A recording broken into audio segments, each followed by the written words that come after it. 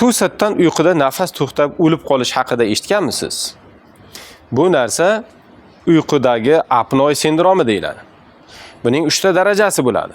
Yengil, o'rta va og'ir darajasi. Mana shu og'ir darajada bemor uyquda o'lib qolish ehtimoli vujudga keladi. Bunda nima bo'ladi?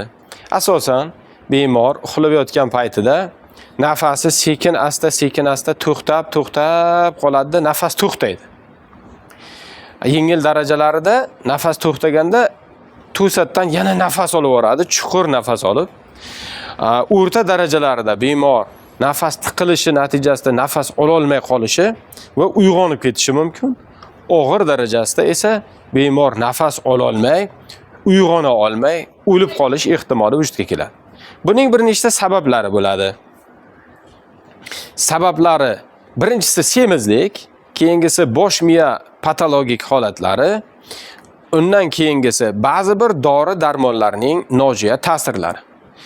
Buni sizlarga yanada tushunarliroq bo'lishi uchun bitta video qo'yib beramiz. Oxirigacha ko'rsangiz, uyqudagi vujudga keladigan sindrom apnoeni siz tushunib olasiz degan umiddamiz.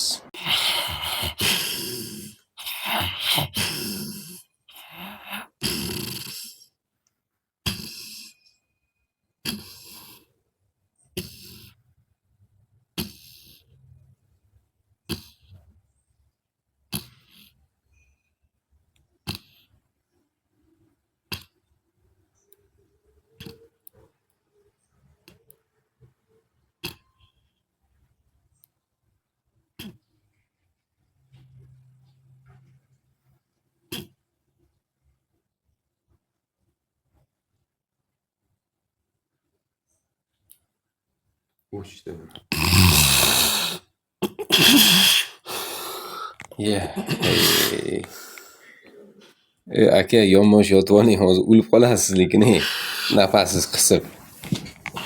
Внезапный apnoe bo'lib o'lib qolasiz.